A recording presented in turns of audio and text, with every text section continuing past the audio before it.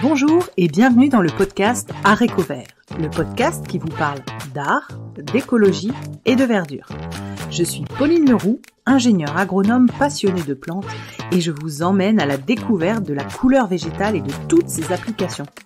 Que ce soit dans le textile, l'ameublement, l'artisanat, la décoration et dans d'autres domaines, chaque jeudi et samedi à 7h30, je vous propose des épisodes riches avec des invités passionnants pour approfondir le sujet de la couleur végétale sur toute la chaîne de valeur.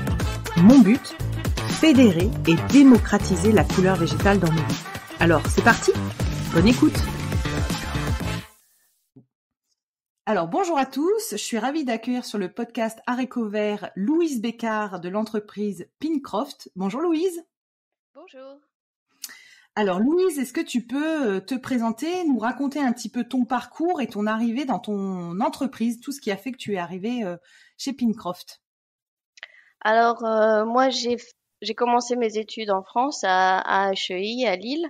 Et puis, au détour d'un stage chez Airbus, j'ai découvert les textiles techniques. Et c'est à ce moment-là que je me suis dit, oh, le domaine Teamtex, technologie, innovation et management textile de chez HEI, ça a l'air plutôt pas mal parce que les textiles techniques, une fois que tu découvres toutes les applications possibles et inimaginables du textile, ça m'a paru quand même assez intéressant. Et donc, c'est pour ça que j'ai commencé le domaine Teamtex à HEI.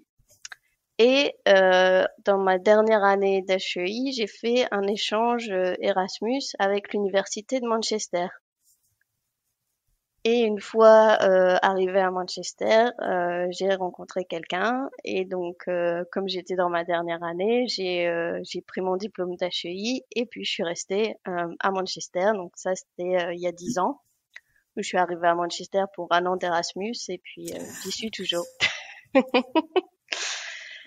Et donc mon diplôme en poche, j'ai fait des petits boulots à droite à gauche et j'ai commencé chez Pincroft il y a 7 ans dans le département qualité pour réduire les déchets qu'on crée en production. Et puis au fil des années, j'ai gravi les échelons chez Pincroft et maintenant je suis business analyst. Voilà. D'accord, et tu peux expliquer ce que c'est? Donc business analyst, en gros, c'est analyser toutes les données de production, les données de vente pour trouver les meilleures stratégies pour l'entreprise. D'accord, ok, c'est très clair. Un des domaines qui m'intéresse vraiment au sein de l'entreprise, c'est que j'ai fait beaucoup de travail sur les projets d'économie d'énergie.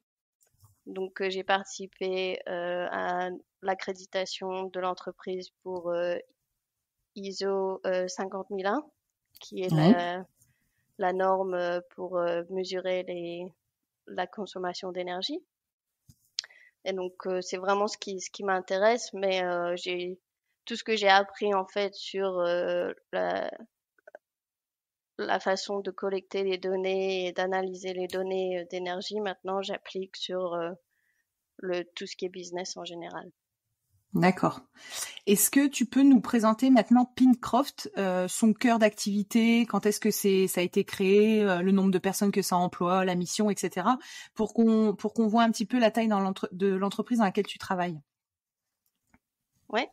Alors, Pincroft a été créé en 1890, donc c'était l'âge d'or de l'industrie textile à Manchester. Manchester, c'est le nord de l'Angleterre, donc c'est assez, en termes de climat, c'est assez similaire au nord de la France. Donc, si tu imagines à la fin du 19e siècle comment c'était à Lille, Manchester, c'était assez similaire. Donc, Pincroft a été créé à ce moment-là. Donc maintenant, 133 ans plus tard, euh, ils emploient 220 personnes et on a des joint ventures avec une usine au Portugal depuis le Brexit et une usine au Pakistan. D'accord. L'usine au Pakistan qui fournit surtout le marché asiatique, l'usine au Portugal pour le marché européen et l'usine en Angleterre qui fournit partout dans le monde. D'accord. Notre domaine d'activité, c'est principalement des tissus pour uniformes, vêtements de travail, équipements de protection individuelle. Un des gros marchés sur lesquels on travaille, c'est les uniformes militaires parce on fait toutes les étapes de l'ennoblissement, donc de la préparation, de la teinture, de la finition, des apprêts. Mais on fait aussi de l'impression. Et donc, on imprime des camouflages pour différentes armées dans le monde. Donc, ça va de l'Australie à Dubaï, en passant par le Royaume-Uni. Donc, voilà.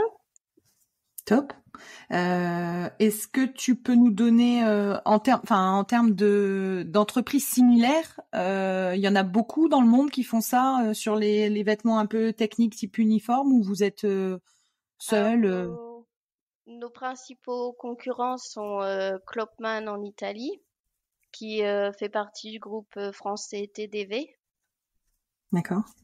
Et, euh, et ensuite, il y a une autre entreprise en Europe qui s'appelle Tenkate,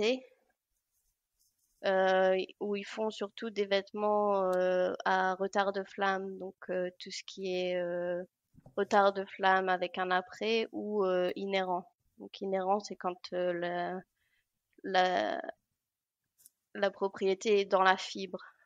Donc c'est des fibres aramides, des choses comme ça. D'accord, ok. Donc, quel type de fibre vous travaillez chez Pincroft? Mhm. Et est-ce que, pour faire le lien avec notre sujet, est-ce que tu travailles aussi des fibres naturelles? Alors le vêtement de travail, si tu imagines le bleu de travail, c'est du vêtement 100% coton, donc D'accord. fibre naturelle. Après, au fil des années, pour plus de confort, on a commencé à mélanger le coton avec du polyester. Maintenant, c'est du polyester et du coton et du stretch, donc des fibres comme le lycra. Et sur les uniformes de, pour l'impression, c'est beaucoup de nylon, donc polyamide. Ok. Après, tout ce qui est fibre cellulosique, on utilise des choses comme Tencel. T'as essayé le Cicel? Euh, Sicel, c'est ah, À j'essaie de me base rappeler d'algues. le nom. Ouais, j'essaie de me rappeler le nom de l'entreprise. C'est une entreprise allemande qui fait ça. Ouais, J'ai plus le nom en tête, je le mettrai peut-être c'est pas dans les commentaires. Seahawk. Ouais, on a fait des essais avec cette fibre. Alors, je saurais pas te dire si on a commercialisé le produit, mais je sais qu'on a fait des essais en recherche et développement. D'accord, ok. Donc tu as des fibres cellulosiques, le tencel. Est-ce que tu as testé d'autres fibres? Oui, alors on a testé des fibres à base de noix de coco. Euh, comment ça s'appelait les coconut, ça s'appelait. D'accord. Donc ça, c'est censé aider avec la régulation de la température du corps. Donc la fibre, elle s'appelle en anglais c'est 37.5, donc 37,5, qui est la température du corps. Et donc c'est censé aider le corps à rester à cette température. Donc quand D'accord. tu imagines des vêtements de travail, quand tu fais un effort intense, avoir quelque chose euh, qui régule la température corporelle, c'est assez D'accord. recherché. Donc ça, Ouais. ouais, ça s'appelait Cocona. C'est une fibre à base de, de, de noix de coco, mais Ouais, la fibre autour, là. Ouais, ouais. D'accord. Donc on voit Donc, beaucoup apparaître des fibres qui utilisent des déchets alimentaires. Donc ce que l'industrie alimentaire considère comme un déchet, il y a beaucoup de développement pour créer des fibres de vêtements. Euh, d'accord. Moi, j'avais entendu parler tu sais, les restes d'ananas ou ces trucs-là pour faire du ouais, cuir ouais. végétal, mais en autres déchets pour faire du textile, je vois pas trop. J'avais entendu parler de déchets de peau de banane, de fibres Non, à j'avais base de peau de entendu. banane. D'accord. Donc là, l'idée, c'est de voilà, de valoriser les déchets alimentaires pour en faire Ouais. des fibres qui peuvent être utilisées dans le textile. Comme nous, par exemple, sur la couleur végétale, on utilise des déchets alimentaires aussi pour proposer de la couleur. Donc, par Ouais. exemple, les peaux d'oignons, les déchets, tu sais, tout ce qui peut pas être exploité en agriculture. Genre, quand tu cultives des artichauts, il y a que la fleur de l'artichaut qu'on mange finalement. Et en fait, c'est comment avec les restes, les coproduits, on fait de la couleur. Et donc, en fait, vous aussi, sur le textile, vous essayez d'innover là-dedans. Ok, d'accord. Est-ce que, comme tu es proche du bassin du lin, vu que t'es pas très loin de la Normandie et les Hauts-de-France, est-ce que le lin, c'est une matière que vous travaillez? On a fait des essais pour certains clients qui voulaient faire des essais à base de lin. On a aussi essayé de mélanger sur nos produits existants avec du lin, mais c'est encore en phase de développement parce qu'on essaye de faire un produit qui est à retard de flamme. Donc on met un après retard de flamme sur des produits à base de lin. Donc ça, c'est encore en phase de développement parce que la Ouais. chimie marche différemment. Donc voilà. Et j'avais reçu quelqu'un sur le podcast, donc Virgo Cop, c'est une coopérative, on va dire, qui remet en route la filière chanvre en France. Mhm.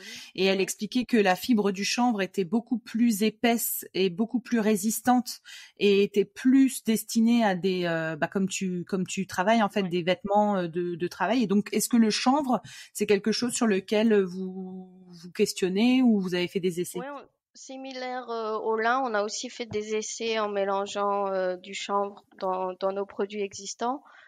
Comme le coton, le chanvre tout seul, c'est un peu trop, comment dire, c'est un peu trop rêche, tu sais. Donc, quand on parle de confort, tout ça, le chanvre tout seul, c'est pas assez. Ou alors, il faudrait qu'on utilise tellement de produits synthétiques pour le rendre plus doux que Ouais, il y a plus d'intérêt à utiliser ouais, du d'accord. chanvre si tu vas compenser avec de la chimie. Mais le mélanger avec d'autres produits existants, le mélanger avec du lyocell, par Hmm. exemple, ou avec des fibres un peu plus sensibles, tu sais, au Ouais, contact, à la peau, des choses comme ça. d'accord, ok. Et il y a un mouvement en Angleterre qui utilise des anciens sites industriels, donc qui peuvent pas, où tu peux pas faire pousser de produits pour la consommation, où, où maintenant ils font pousser du lin, donc comme en France, la filière du lin revient en Angleterre. Donc pour ça, ils utilisent des sites industriels qui peuvent pas être utilisés pour autre chose. Et ils font aussi pousser de la guêde.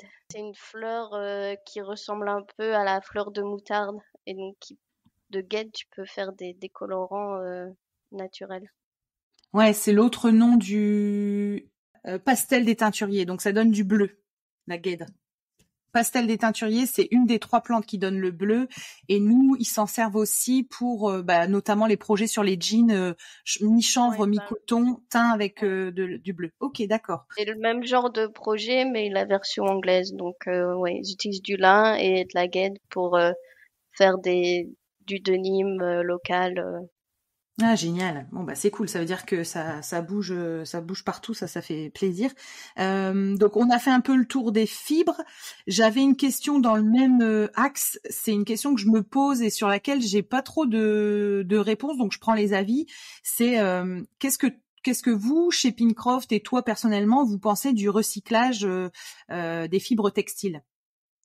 Ben, le recyclage, définitivement. Le recyclage, autant qu'on peut, autant le faire. Après, la meilleure option, c'est quand même de ne pas utiliser trop. Le recyclage, ok, s'il faut trouver une fin de vie aux vêtements, mais si on commence par créer moins de vêtements, c'est quand même mieux que d'essayer de recycler. Après, nous, dans les produits recyclés, on utilise du polyester Reprieve, donc c'est Repreve. Et Reprieve, ça utilise des bouteilles en plastique recyclées. D'accord. Donc pour 1 mètre donc on a mesuré pour 1 mètre de notre produit équivalent en utilisant Reprieve, ça recycle 11,3 bouteilles de plastique. D'accord. Donc on a plusieurs produits comme ça où on a remplacé le polyester par du polyester recyclé.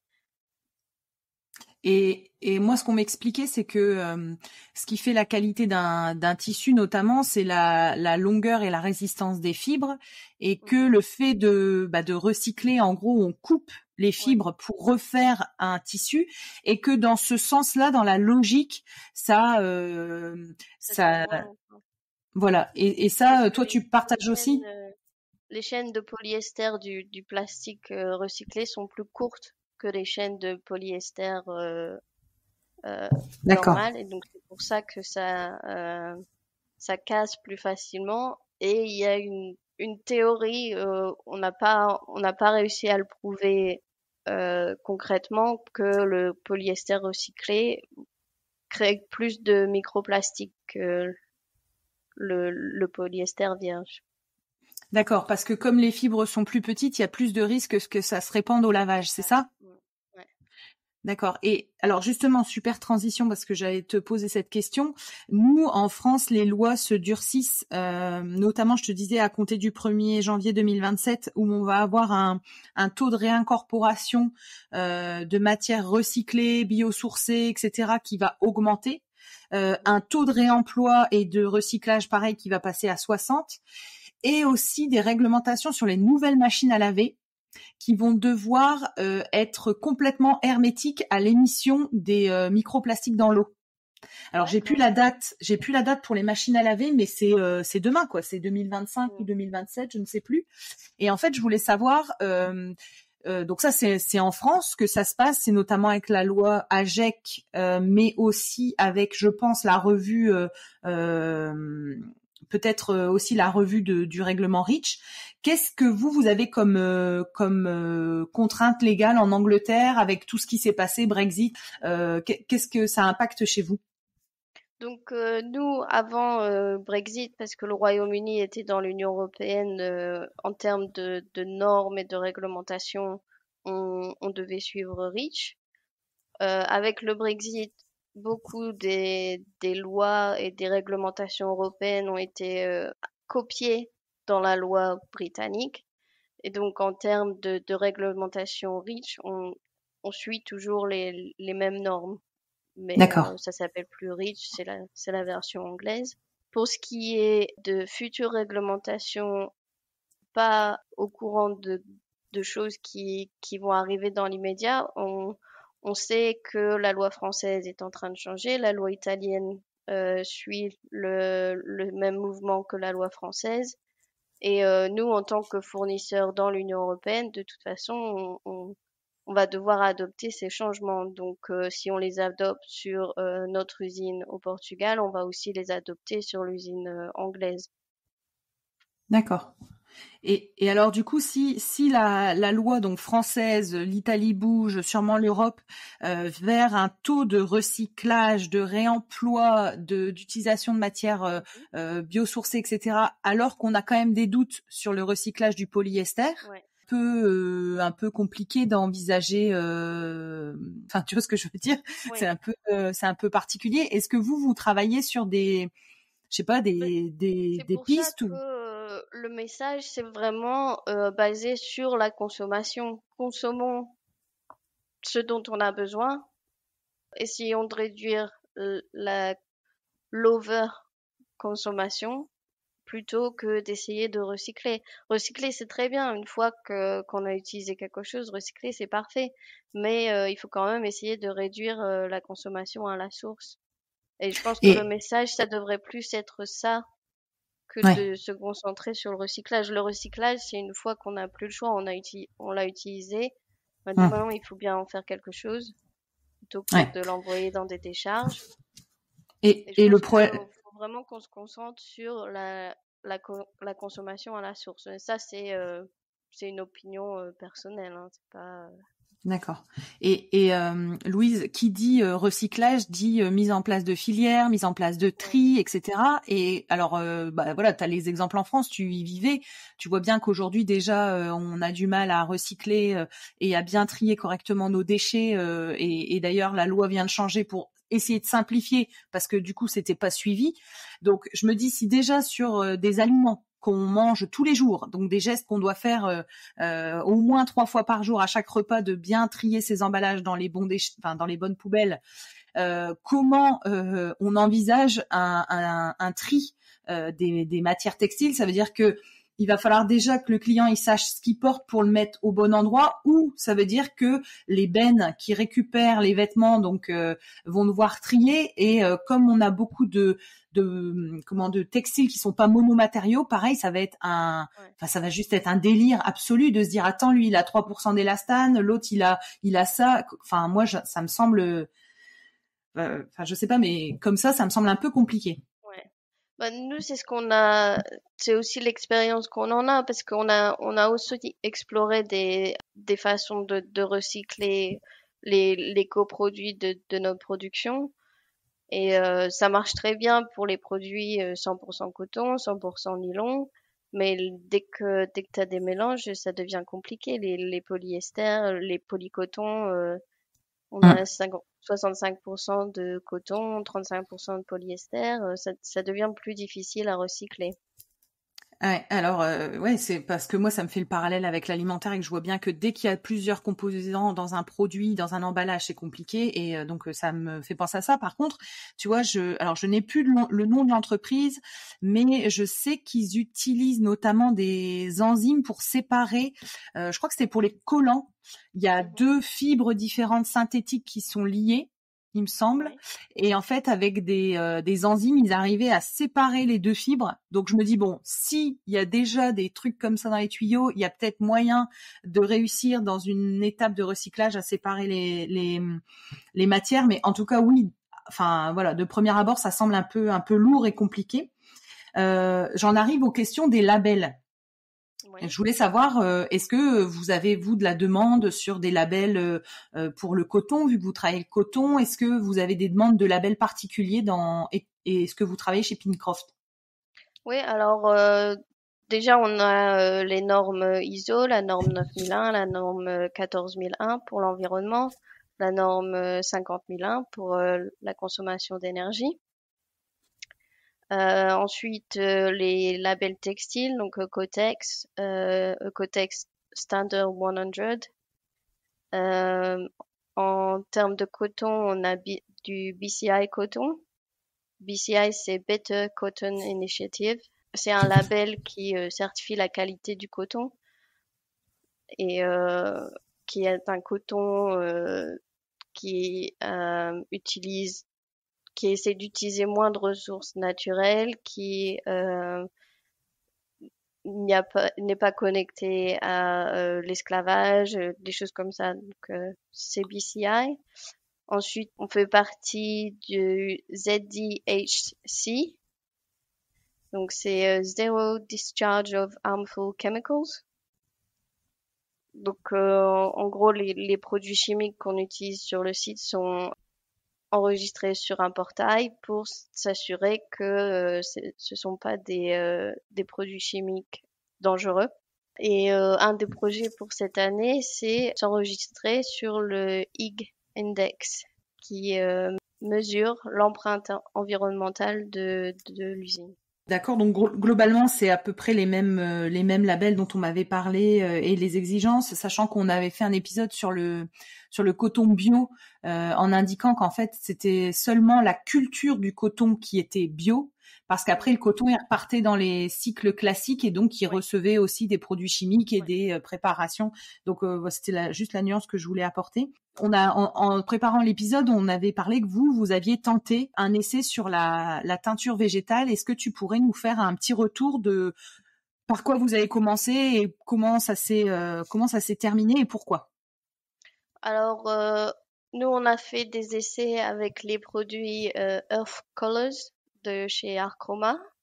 Donc, on a choisi ça parce que c'est des produits qui sont à échelle commerciale. Et donc, en termes de volume, ça convenait avec nous ce qu'on recherche. Le seul frein, c'était très bien pour tout ce qui était uniforme pour des domaines comme la restauration, des uniformes qui subissent pas autant de stress que d'autres types d'uniformes comme les vêtements qu'on produit pour le médical, par exemple. Donc, quand tu dois faire sans lavage à 60 degrés, les solidités des teintures naturelles ne suivent pas forcément. Donc ça marche pour des choses qui sont lavées en machine à la maison, mais dès qu'on parle de blanchisserie industrielle, ça tient pas. Ça tient pas, non. D'accord, donc c'est pour ça que vous avez arrêté les essais, que vous n'êtes pas allé jusqu'à la solidité lumière ou tout ça, les frottements. D'accord, ok. Et selon toi, avec ton recul, donc pour la partie, j'entends vêtements de travail qui doit passer par une blanchisserie industrielle. À part ça, qu'est-ce qui pourrait faire que on ait un retour à la couleur végétale dans le textile plus largement? Est-ce que tu crois que c'est uniquement la loi qui va contraindre les entreprises à y aller, ou est-ce que tu penses qu'il y a des petits leviers qui peuvent assurer ce retour à ça?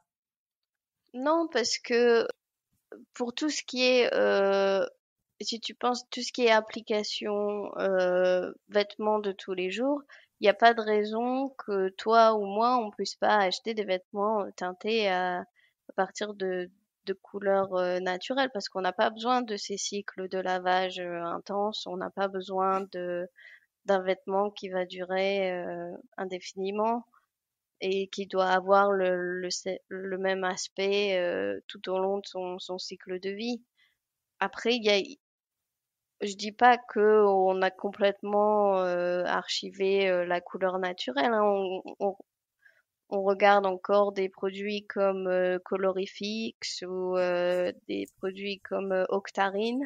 Donc on fait des essais et on regarde et on offre aussi à nos clients qui demandent des solutions un peu plus naturelles. On leur dit ben voilà, c'est la palette qu'on peut vous offrir. Parce que ça, c'était aussi un frein avec Earth Colors parce que la palette était assez limitée, la palette de couleurs. Ça, c'est aussi un peu un mythe. C'est que, en fait, il y a quand même un sacré grand nuancier de couleurs naturelles. Après, elles sont toutes, comme tu dis, plus ou moins résistantes en fonction des utilisations. Mais c'est vrai que toi, tu as double contrainte, c'est-à-dire que tu dois avoir un vêtement, ne serait-ce qui passe en lavage à 60 degrés. Tu vois, déjà je me dis, bah voilà, 60 degrés, c'est pas ce qu'on préconise pour la teinture végétale, c'est plutôt 30 degrés. Et quand tu parles de sans lavage, je comprends bien qu'au bout d'un moment, la couleur végétale, bien sûr, elle passe. Donc, tu vois, j'entends en termes de couleur. Après, peut-être que les normes vont changer parce que c'est vrai que maintenant, les normes sont sans lavage à 60 degrés. Si on commence à dire, ben écoute, il faut qu'on utilise des produits plus éco-friendly et mais qui vont durer moins longtemps, les normes vont sûrement évoluer. Ouais. toi, ce que tu penses, c'est que, bah voilà, au lieu d'avoir un test qualité sans lavage, à 60 degrés, ça pourrait peut-être être, j'en sais rien, soit sans lavage à 30 degrés, ou soit, ouais, je comprends. Donc, pas un Pour ajuster assouplissement, mais quand les même. normes aux défis techniques qu'on a en ce moment. D'accord, ok. Un exemple flagrant dans le reste de l'ennoblissement, c'est qu'on utilise aussi des produits à base de plantes pour l'imperméabilisant, par exemple, pour créer l'effet lotus.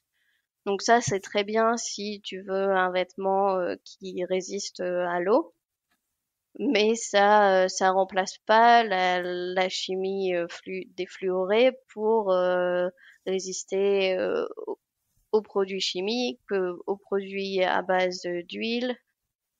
Sur une veste pour aller faire de la marche ou de la randonnée, t'as juste besoin d'une veste imperméabilisante. T'as pas besoin de la résistance aux taches, la résistance aux huiles et aux produits chimiques.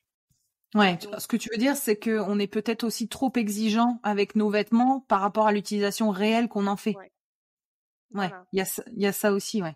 Il y a les normes en entreprise et il y a Les nous. normes sur les produits fluorés sont en train d'évoluer et un jour, on les retrouvera plus sur nos vestes de randonnée. Parce qu'il y a déjà beaucoup d'entreprises qui ne les utilisent plus et ils vont être de plus en plus difficiles à utiliser. D'accord. Parce que enfin comme tu dis, les fluorés, c'est ce qui est le plus toxique, c'est ça, c'est ceux-là qui sont les plus. Non, le problème des fluorés, c'est qu'ils sont bioaccumulate, bioaccumulative, donc ça veut dire qu'ils restent dans l'environnement en fait. Ouais, c'est ça, d'accord. Ils sont Et- pas et- biodégradables. Donc on les ouais, retrouve dans l'environnement 50 ans plus tard. ouais, d'accord, ça y est, je me souviens de ce terme-là. Ok, d'accord. Et ben alors justement, tu fais une super transition. Je voulais te poser la question. Donc nous là, le podcast, c'est surtout sur la couleur végétale au sens large. Il y a des applications dans la teinture, donc c'est 80% on va dire du podcast. Dans la coloration capillaire aussi, on a exploré tout ce qui est cosmétique avec la savonnerie, etc. J'ai découvert des applications dans les bioplastiques. Donc plastique biosourcé, teintés végétalement, etc. Et que pareil, ils ont les mêmes défis parce qu'ils sont sur les mêmes normes REACH et les mêmes contraintes de la loi AGEC. Et en fait, ce que je voulais voir avec toi, c'est que moi, je me suis vachement focalisée sur la partie teinture que je trouvais vachement impactante. Mais en fait, en creusant, je me suis dit, mais en fait, il n'y a pas que la teinture qui est hyper Ouais. impactante. Il y a tout ce qui est toute la phase d'ennoblissement. Et je voulais savoir est-ce que vous ou tu as connaissance de solutions donc plus naturelles, de recherche de solutions plus naturelles sur toutes les différentes étapes de l'ennoblissement et pas uniquement la teinture? Est-ce qu'il y a des choses, donc là tu parlais de l'effet lotus pour l'effet déperlant, est-ce que tu as d'autres idées ou t'as entendu d'autres choses là-dessus?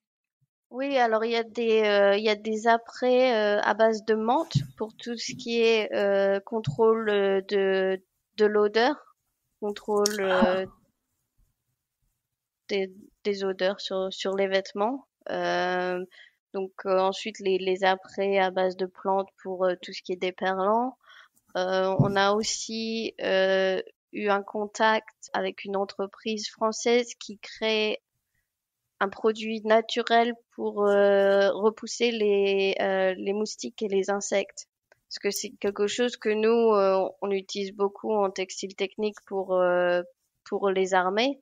Parce que les armées qui sont en milieu Ouais, euh, tropicaux. tropicaux, il faut qu'ils aient une protection contre les piqûres de moustiques. Et donc, il y a une entreprise française qui travaille sur une version naturelle parce que, une fois encore, l'armée française les, va pousser la réglementation sur le produit chimique et donc ils veulent arrêter de l'utiliser. Donc il y a cette entreprise française qui s'est dit bah nous on va essayer de trouver une alternative naturelle. Top. Euh, Et quand on a eu une première conversation avec eux, c'est des résistances lavage à 40 degrés. Donc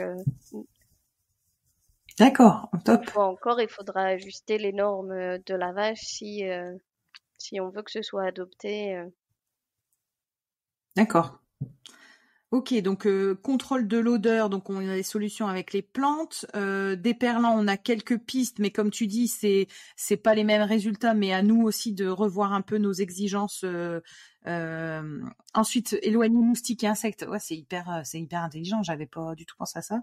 Est-ce que tu penses à d'autres étapes dans l'ennoblissement qui peuvent être remplacées ou complétées par des choses moins impactantes et plus tournées vers le naturel? Euh, n- Il y a, il y a des projets, mais qui sont encore au stade de recherche pour utiliser les algues dans certaines étapes de production. Euh, mais je te dis, là, c'est encore au stade de recherche. Donc, Et ce serait quoi les propriétés des algues du coup? je C'est- pense que c'est pour remplacer certains enzymes D'accord. dans la préparation des tissus. D'accord, ok. Et tu m'avais parlé quand on avait préparé, notamment de cire aussi. Enfin, je sais plus si c'était chez vous, mais tu avais déjà entendu parler de cire pour les apprêts, non? C'était pas. Ah oui, bah ça c'est une des options pour remplacer les imperméabilisants. Donc utiliser des apprêts à base de cire D'accord. et qui donc reproduisent l'effet de. D'accord. Ok, bon bah écoute, on a fait le tour là-dessus. J'avais une autre question, c'était est-ce que tu as des ordres de grandeur d'une différence de coût entre, tu vois, une teinture au colorant de synthèse versus naturelle. Et après, je voulais voir aussi par rapport aux matières utilisées si tu avais des ordres d'idées. Alors je pense que le coût du naturel contre les colorants de synthèse, je pense que c'est juste dû au volume. Parce que les colorants de synthèse sont produits en masse. La teinture naturelle, c'est encore un peu, c'est pas produit à la même échelle et donc je pense que les différences de coût viennent de ça.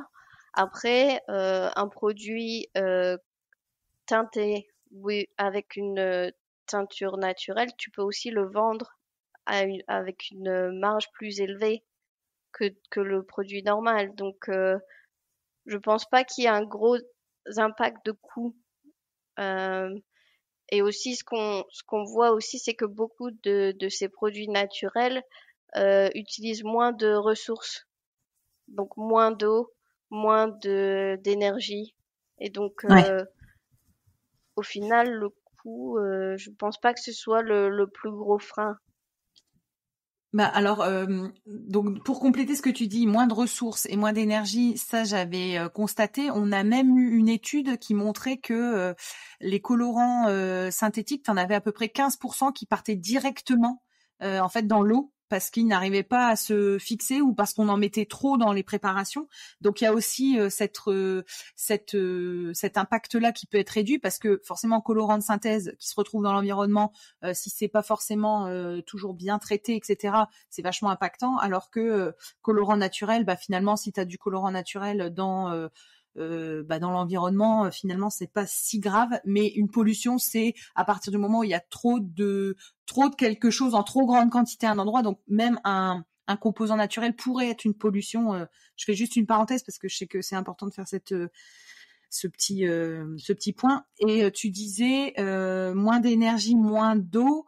Ça, moi, j'ai plutôt à petite échelle. Donc, par contre, je suis complètement d'accord avec toi. Je pense que on compare ce qui est pas comparable par rapport à la production et les niveaux d'échelle sont pas les mêmes.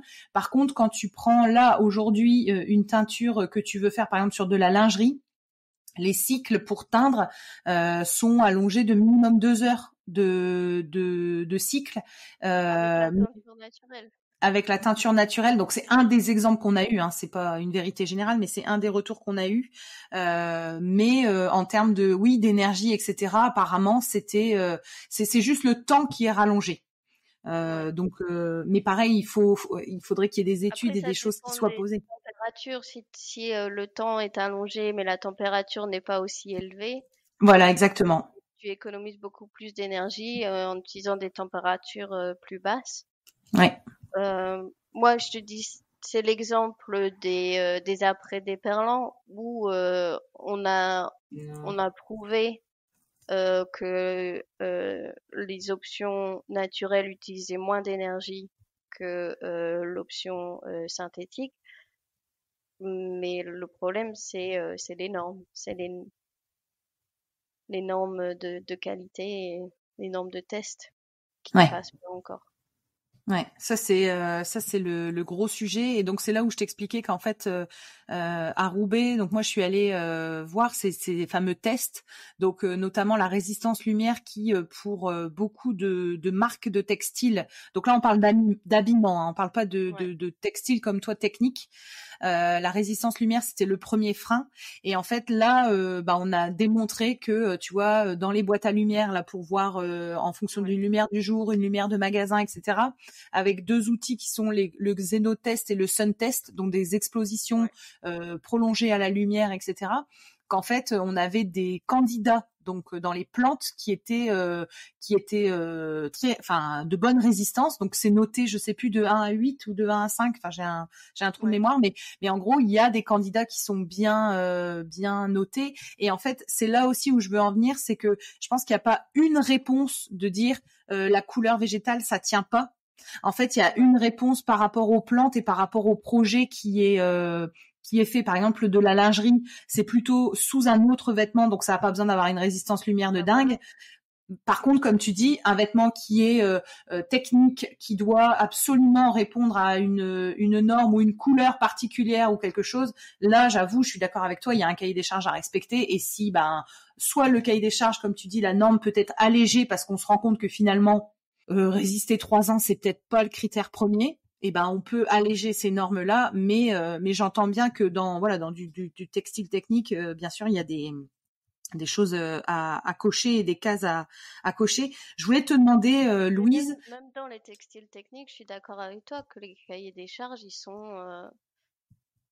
les cahiers des charges sont trop, comment dire, Exigeant. exigeants, voilà. Ouais, et pas forcément adapté.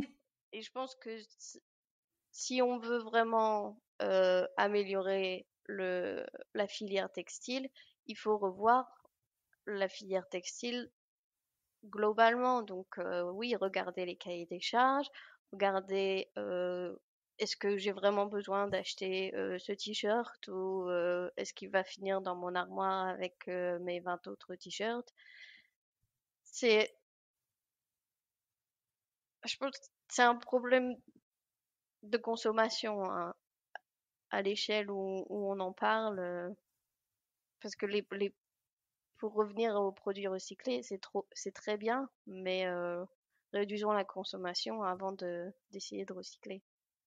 Ouais, et le problème de la surconsommation, c'est par exemple sur les textiles d'habillement, on en parle plusieurs, enfin on a eu beaucoup d'invités qui nous en ont parlé sur le podcast.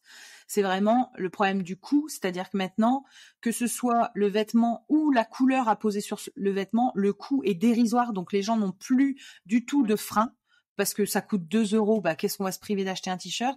Et ça entre dans la tête des consommateurs qu'en fait la couleur ça vaut rien du tout. Donc entre un t-shirt blanc et un t-shirt rouge, en fait c'est le même prix.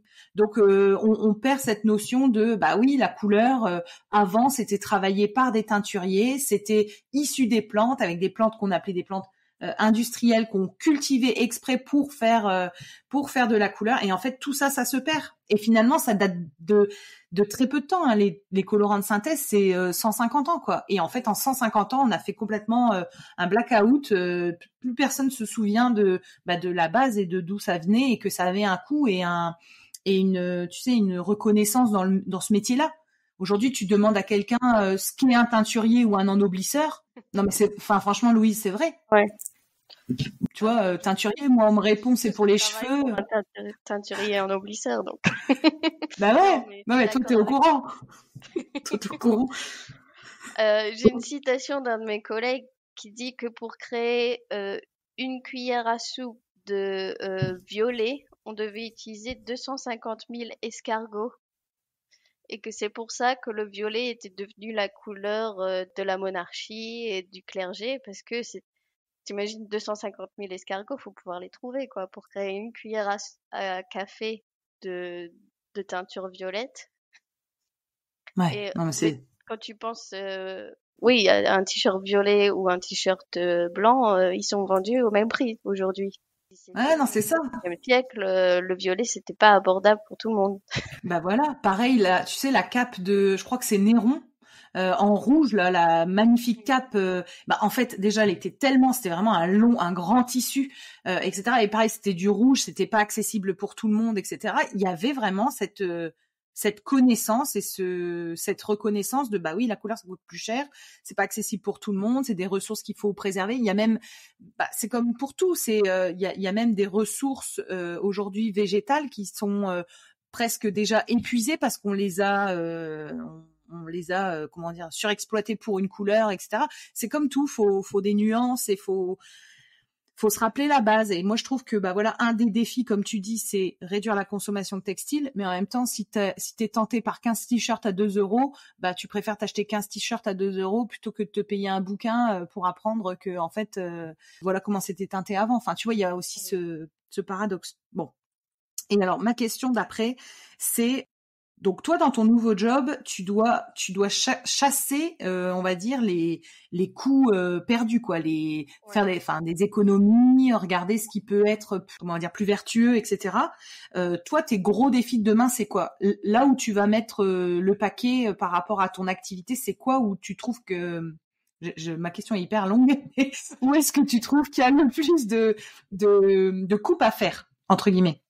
Ben, c'est pas, comment dire, c'est pas l'un ou l'autre parce que si tu penses réduire les ressources, réduire notre dépendance aux ressources naturelles, c'est bien, c'est vertueux, mais c'est aussi, ça pousse aux réductions de coûts aussi.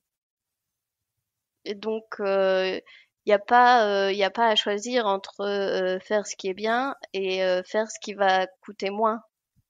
Parce que depuis l'invasion en Ukraine et les événements qui ont suivi, les coûts d'énergie sont à un stade maintenant que il faut qu'on fasse des économies d'énergie. C'est plus, Ouais, c'est plus négociable, c'est il faut. plus, voilà. Et donc moi, mes gros projets, ils sont autour de ça, de ces réductions d'énergie, ces réductions de dépendance aux ressources naturelles.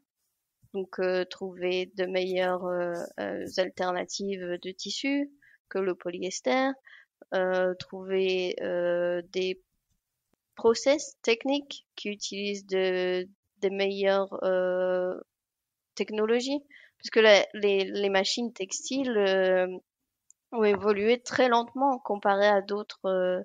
Quand tu penses comment est-ce qu'on fabrique une voiture aujourd'hui, comparé à comment on fabrique un t-shirt, le t-shirt il a pas beaucoup changé sur le laps de temps que les Ouais, voitures elles sont plus assemblées à la main. Un ouais, t-shirt, ouais.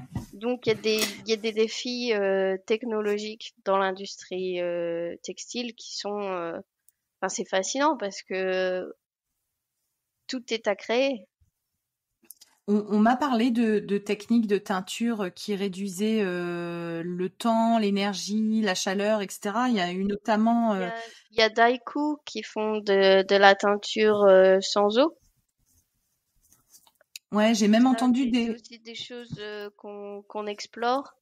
ouais, Euh, il y a, il y a une entreprise suédoise aussi qui fait de la...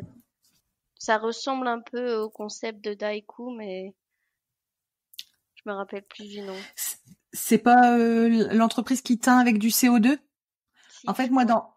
dans les pistes, j'avais vu, bah, comme tu dis, la teinture à sec, entre guillemets, on va dire, la teinture au CO2. mais j'arrive pas à trouver d'interlocuteurs et des sources, enfin des. Et j'ai aussi vu la teinture via des bactéries plutôt que des Ouais. plantes. Il y a des Euh, teintures à base de bactéries, des teintures à base d'algues aussi. Et ce qui est intéressant avec les teintures à base de bactéries, c'est que c'est colorifique, la teinture à base de bactéries. Et en fait, les incubateurs, ils sont chez le teinturier. Donc, tu transportes plus des gros volumes de teinture à base d'eau ou des teintures en poudre. C'est les inoculums. Je sais pas si ça te... c'est donc tu transportes des choses vraiment plus légères et qui prennent beaucoup moins de place. Donc ça réduit l'empreinte carbone aussi de ta teinture. D'accord, ok. Ouais. Et donc CO2, t'en as entendu parler de la teinture au CO2? Je crois que c'est un acteur chinois, il me semble. J'ai entendu parler, mais j'ai plus le nom. Euh, non. Non, ça te parle pas? Enfin, j'ai entendu parler de teinture au CO2, mais Avant-dernière question, pour toi, Louise, quel est l'événement à ne pas louper sur la teinture et l'ennoblissement, on va dire? euh, donc c'est pas sur la spécifique à la teinture, mais TMA à Milan, qui est la grosse réunion pour tout ce qui est production textile. Mais ça va de la production de la filature jusqu'à l'ennoblissement et les tests. Donc c'est vraiment le gros événement pour l'industrie textile. C'est tous les 4 ans, Hitman, et c'est soit à Barcelone ou à Milan. Donc cette année c'est à Milan. Et le deuxième événement c'est Tech Textile en Allemagne. Tech Textile en général, c'est au mois de mai et c'est tous les 2 ans. Bon, il y a une version, il y a Tech Textile North America, il y a Tech Textile China, mais la version européenne, c'est tous les 2 ans en Allemagne. Et donc là, ce sera l'année prochaine, D'accord. donc aux alentours du mois de mai en général, Tech Textile. Nous, c'est les deux grosses expositions où on va et on y va vraiment pour cultiver les idées, vraiment rechercher, ok, qu'est-ce qu'il y a sur le marché dont on n'a pas entendu parler. Donc ça va ça peut aller de la teinture naturelle aux nouvelles machines qui vont rendre les process plus éco-friendly. Et c'est vraiment l'événement où on y va avec l'esprit ouvert. Ouais, c'est vraiment là où vous allez être inspiré pour la suite et les innovations, etc. D'accord. Ok, top. Est-ce que tu as quelqu'un, une entreprise comme la tienne ou quelqu'un dont tu penses que le témoignage serait intéressant, que tu me recommandes d'aller interviewer? Alors c'est pas tant sur la teinture naturelle, mais c'est plus sur valorisation des déchets textiles et des choses comme ça. Il y a une entreprise qui s'appelle La Huitième Fois et qui crée des vêtements à taille ajustable. Donc Ah, c'est génial. basé sur le concept que en moyenne une femme va porter un vêtement 7 fois avant de ben soit la taille ne va plus vraiment ou et donc là c'est des vêtements où la ils ont été construits pour tu puisses changer la taille de 2 tailles en fait avec le même vêtement. Donc si tu prends un peu de poids après une grossesse par exemple ou tu as du mal à le perdre ou des choses comme ça, tu peux continuer à porter le même vêtement. Et donc ça s'appelle La Huitième Fois. Et c'est une fille Ok. qui est allée au lycée avec nous. Ah, super. Bah écoute, top. Je vais creuser ça, je vais essayer de la voir. Super. Bah écoute, Louise, est-ce que tu as un mot de la fin ou quelque chose que tu veux rajouter? Oui, il y a juste une chose dont on n'a pas parlé, c'est tout ce qui est teinture et impression digitale. c'est pas des process tellement nouveaux, surtout l'impression. La teinture, c'est pas encore développé à échelle commerciale, mais l'impression digitale pour utiliser moins c'est une des pistes pour utiliser moins de teinture à la base. Mais alors, excuse-moi, mais je comprends pas le principe du coup. Qu'est-ce que Alors, le tu... principe de l'impression digitale, c'est une impression comme ton imprimante papier à la maison. Donc, c'est de l'impression inkjet. Et donc, tu imprimes sur du tissu de la même façon que tu vas imprimer sur un morceau de papier. Et l'avantage, c'est que ça crée beaucoup moins de déchets et ça utilise beaucoup moins de ressources que l'impression traditionnelle.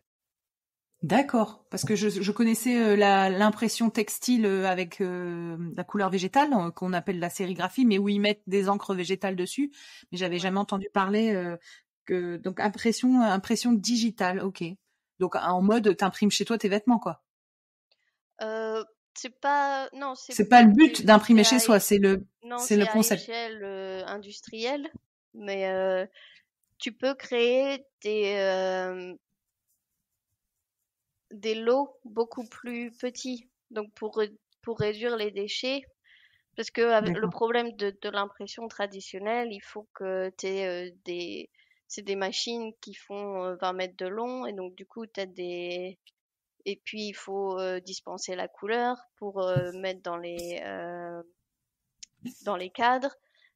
Et donc, il faut créer des minimums. Il y a des quantités minimum. Alors qu'avec l'impression digitale, si tu veux imprimer 1 mètre de tissu, tu peux imprimer 1 mètre de tissu et après changer euh, le, euh, le design et puis imprimer un autre mètre etc.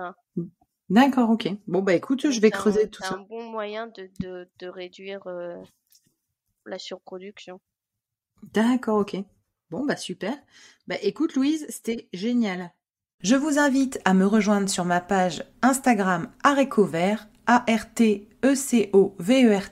pour y découvrir le nom des prochains invités. Je me permets de vous rappeler que la seule manière de soutenir ce podcast est de le noter et le commenter sur la plateforme d'écoute de votre choix. C'est ainsi qu'on arrivera à faire porter la voix de ces passionnés de la couleur végétale. Merci à tous!